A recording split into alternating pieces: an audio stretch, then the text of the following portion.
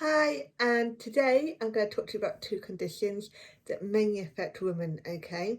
And these are osteoporosis and osteoarthritis. I will start off with osteoporosis and I will then go on to osteoarthritis. If I look like I'm looking down, it's because I have notes because there's so much to talk about and my memory could be like a sieve at times, okay? So if I am looking down, it is because I want to give you the best information as well. I want to give you a bit of background to what the conditions are. So the first one is osteoporosis. So osteoporosis means spongy, porous bones, okay? So our actual bones are made up of lots of different minerals, which is bound together by a strong collagen fibres. And then the exterior of the bone is actually hard, but the interior is made up of softer, spongy mesh of the bone, okay?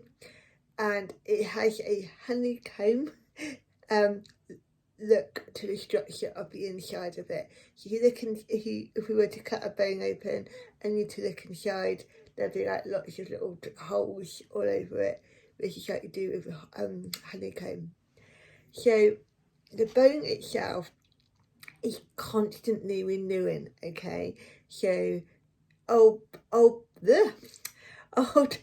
bone tissues is broken down, and these are broken down by cells called osteoclasts, okay? And it's replaced by new bone, and this is also these cells that produce the new bone are called osteoblasts, okay?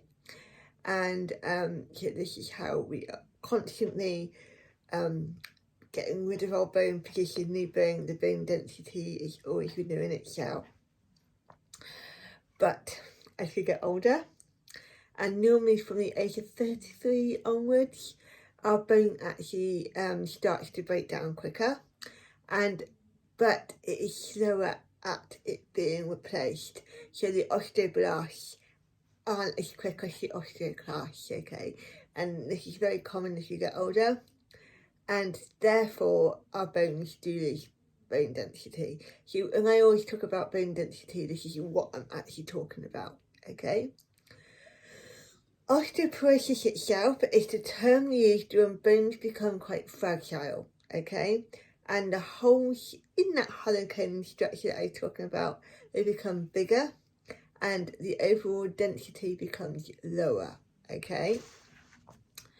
And with osteoporosis, bones are more likely to fracture.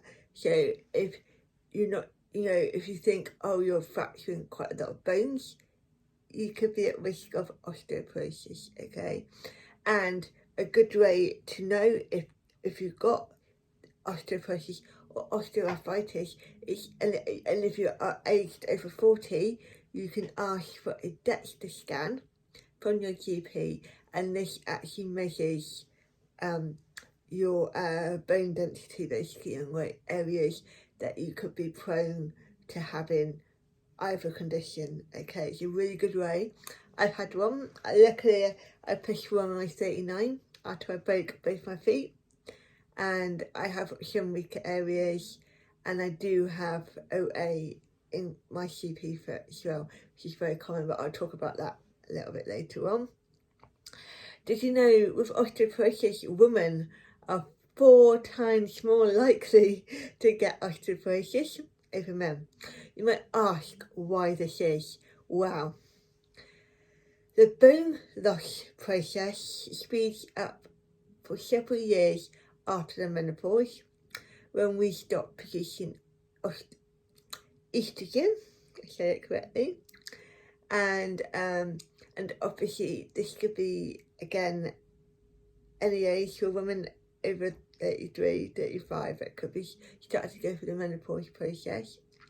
But also men reach a higher level of bone density before the process of bone loss begins.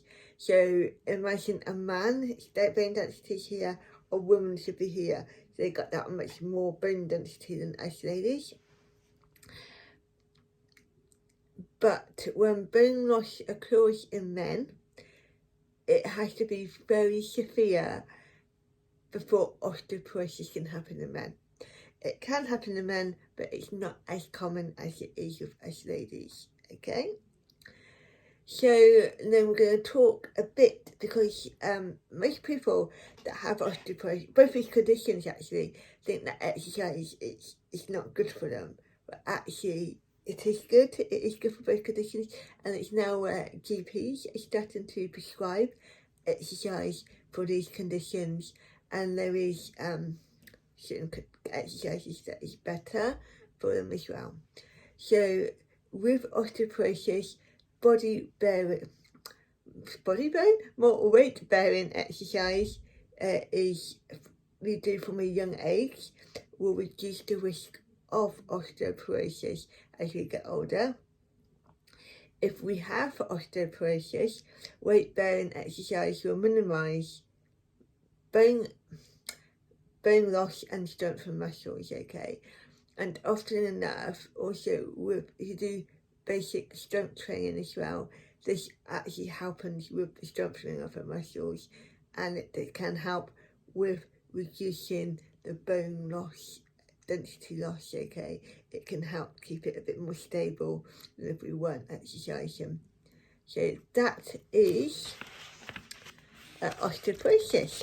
So I'm just going to turn my page and I'm going to turn on to osteoarthritis. Now, osteoarthritis is known as OA.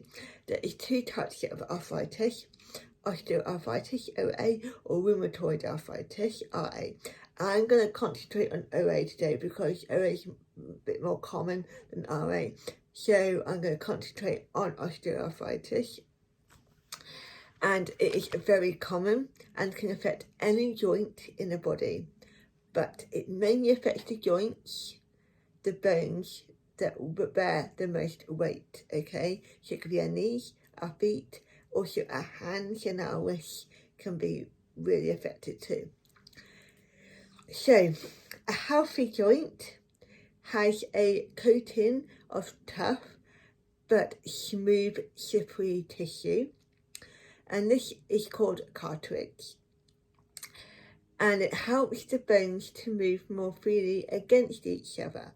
So if you think your hip joint, you've got a hinge joint in your hip, ball and socket joint, you've got your hip joint with the actual ball from your leg, and it's moving this against this slippery texture helps move freely, okay, and easily, yeah.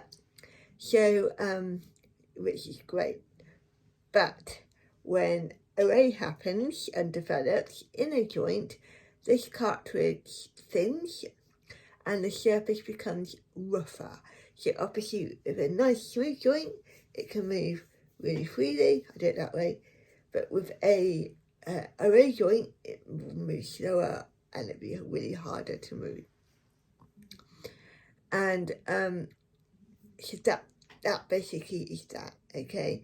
Most of us will develop OA at some point in our lifetime, in our joints, as we get older.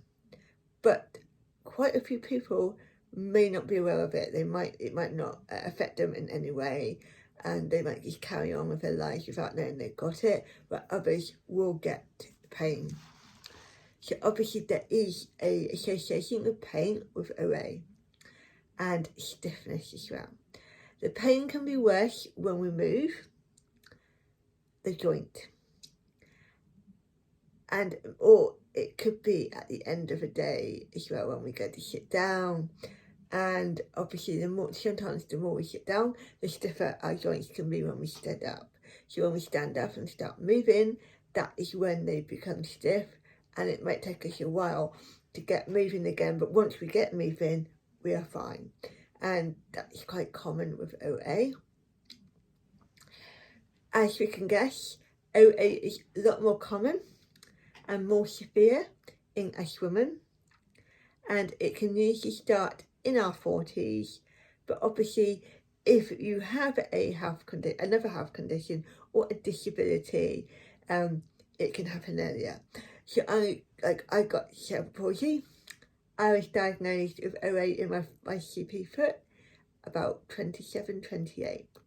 And this can be quite normal if you have a movement disability where your skeleton is taking more impact than an able-bodied person, for example. The weather can make the pain worse. So obviously our body knows when it's colder or wetter. I know this, when it's really, really cold, my God, do I stiffen up. And, you know, it's a lot harder to move. It's perfectly normal, okay? Exercise is good for OA. A lot of people with OA are afraid to exercise, and you shouldn't be. You should be exercising, okay? And if you're new to exercise, you need to start off slowly and gently and slowly build it up. But you should be doing one or all of these three types of exercise. So we have strengthening exercises, which is with weights. It could be a light dumbbell, resistance band, in a gym with cable machines, resistance machines. And this is one of the best forms of exercise you can do for OA. And I know for me, I have seen a massive difference in not just my OA, but in my CP as well, by doing strength training. We have aerobic exercise. So aerobic is where you get your heart rate up. It could be a fitness class, so like Zumba.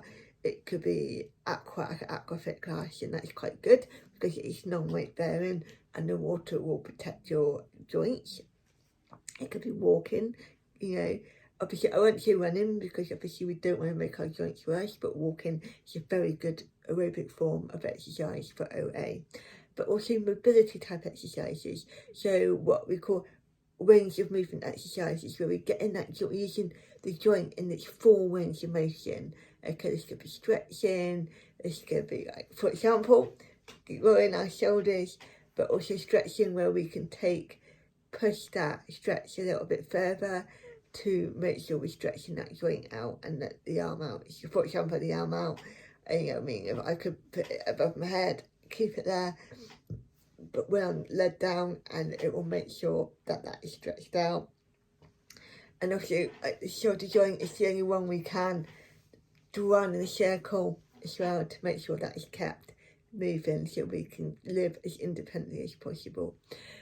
So that is just a very quick summary, actually quite in-depth summary of both osteoporosis and osteoarthritis OA. I hope you found it useful. And all of the workouts that I'm doing during my 12 days of fitness, though it's been a bit delayed for some of it, will be suitable for both these conditions, okay? And obviously in February 2022, I'll be running my Prime program.